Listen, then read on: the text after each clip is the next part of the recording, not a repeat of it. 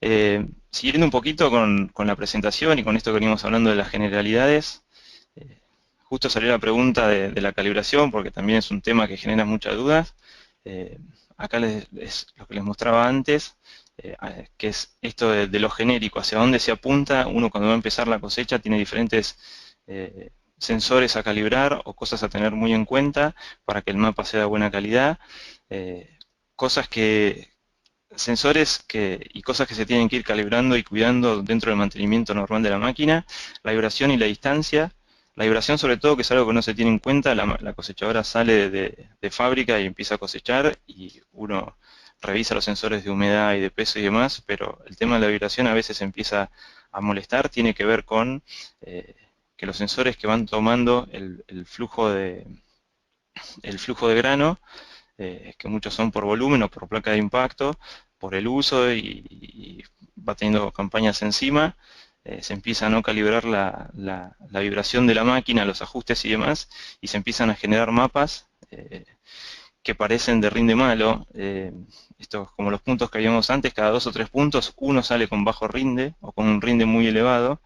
Entonces, cuando uno mira el general del mapa, parece que el lote tuvo esas características de un rinde o muy malo, o cada 2 por 3 tirando un punto malo, o un punto muy bueno, y en realidad lo que está pasando es que está el sistema que está midiendo eh, el flujo del cultivo, la placa de impacto precisamente, eh, está con vibraciones y demás, y eso genera que cuando el grano pega en la placa, eh, da una información que no es la que está pasando en el lote, ¿sí? Entonces esto es algo a tener en cuenta. Los manuales, como decíamos antes, dicen que una vez por año se tiene que calibrar y se tiene que ajustar ese tipo de cosas.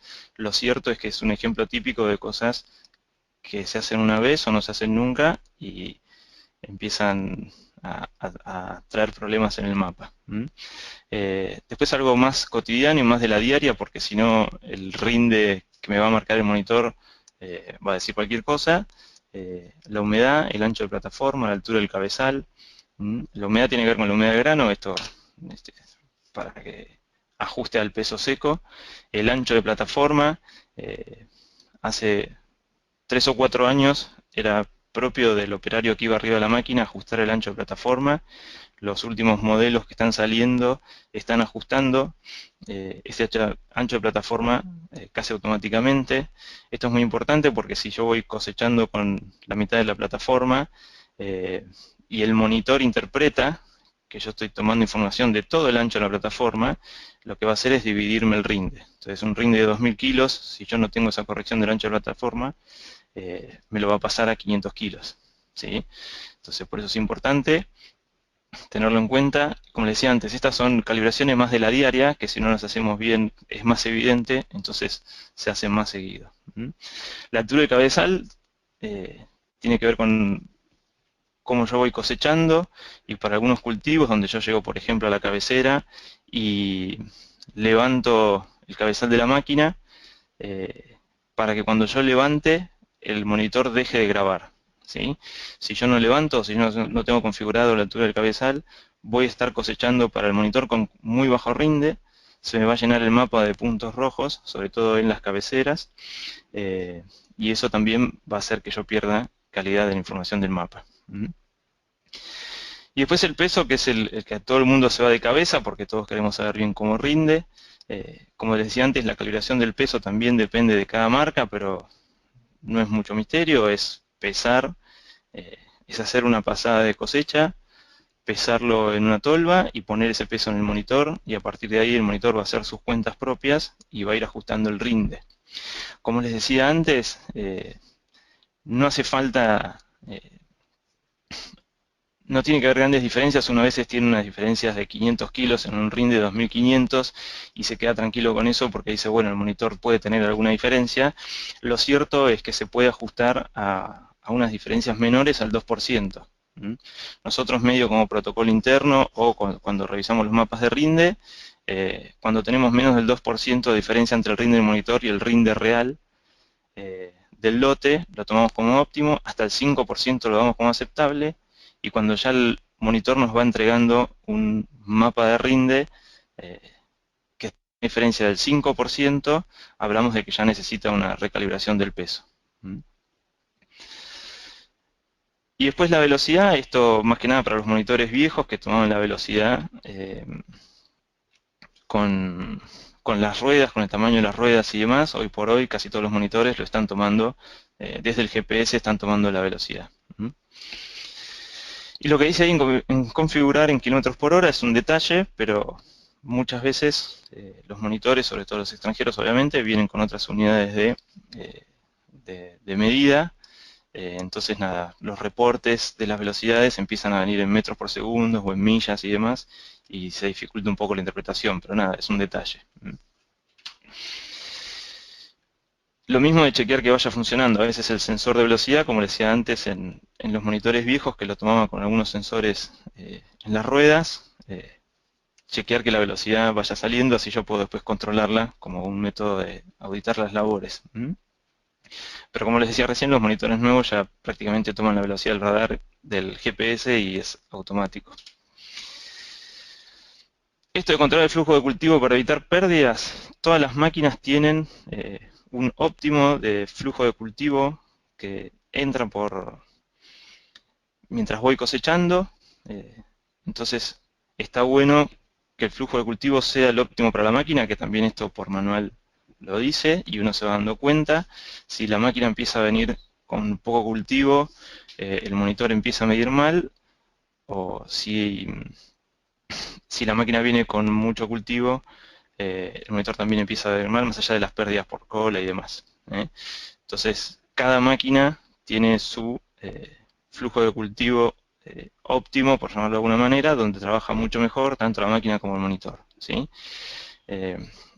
Esto en los monitores más modernos lo está controlando directamente el monitor de rendimiento o la computadora de la máquina, donde si viene cosechando a 7 km por hora y la máquina ve que está entrando poco flujo de cultivo, la máquina sola empieza a acelerar el trabajo para que se mantenga el flujo óptimo para trabajar. Esta intervención, si quiere el operario la corta, es decir, si el operario siempre quiere cosechar a 7 km por hora, por más que le baje el rinde, la máquina le va a decir que va a empezar a acelerar porque está con poco flujo. El operario, si quiere, corta esa aceleración automática y sigue cosechando 7 km por hora. Nosotros hoy por hoy ya estamos viendo mapas hace una o dos campañas que cosechando a 9 km por hora se están haciendo un muy buen trabajo de campo. Y justamente hará un mes estuve viendo videos, no sé si los han visto, de cosechadoras experimentales, pero que están cosechando a 15 km por hora.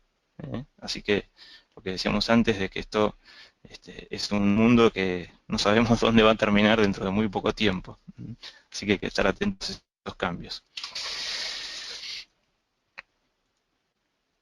Como dice ahí, el error promedio en una cosechadora bien calibrada suele ser bastante bajo, cercano al 3%. Si yo voy tomando todas las precauciones de todos estos sensores, calibro, estoy atento, la diferencia que voy a tener no va a ser por encima del 3%. ¿Sí? ¿Algún comentario sobre el manejo de los datos? Que esto también son cosas que muchas veces son esos detalles que me paran para... es el ejemplo típico de que no llego a ver la información porque no se ajustaron pequeños detalles que tengo que tener en cuenta a la hora de subirme arriba de la máquina y largar la cosecha. Todo esto que ven ahí, tener el monitor en fecha y hora, son, como decía antes, parecen novedades, pero son cosas que después dificultan ver la información. Escribir correctamente el número de lote de fecha y cultivo y separar las cargas entre lotes, entre ensayos, etcétera. Que ahora vamos a ver algunos ejemplos de eso. Todas estas tres cosas sobre el manejo de los datos tienen que ver con que yo después pueda ver fácilmente el trabajo que hizo la máquina. Si yo tengo todo esto configurado y coseché el mes pasado, por fecha y hora voy a buscar la información del mes pasado, del campo tal, del lote tal. Y esto de separar las cargas, ahora vamos a ver algunos ejemplos. Nosotros le llamamos cargas a cada registro entero que hace la máquina. Por ejemplo, puede ser un lote entero. Yo entro al lote, le pongo el monitor que grabe, cosecho todo el lote y cierro esa carga. Entonces me va a quedar en el monitor la imagen de ese lote. ¿Sí? Salgo de ese lote, me voy a otro lote, abro otra carga de información, cosecha todo ese lote y cierro esa carga de información. Ahí va a tener dos cargas de dos lotes. ¿Sí? Por eso cuando dice ahí separar las cargas entre lotes o entre ensayos, si yo cosecho un ensayo por separado, eh, separar esa carga de datos. Yo puedo tener lote 1, toda la cosecha del lote 1, y también puedo tener lote 1, ensayo 1 separado. Esto me va a beneficiar para cuando yo quiera ver la información, la voy a tener separada, según, de acuerdo a lo que yo quiera ver. ¿Mm?